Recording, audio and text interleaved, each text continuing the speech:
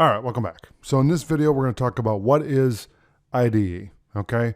So IDE is an integrated development environment, okay? Now, if I click on this, what we're going to get is that. But let's go to Google and type in IDE and see what the definition is that they give me, okay? Integrated development environment. An integrated development environment is a software application that provides comprehensive facilities to computer programmers for software development. An IDE normally consists of at least a source code editor, build automation tools, and a debugger. So that's what an IDE is. All right. So thanks for watching, and I'll see you in the next video.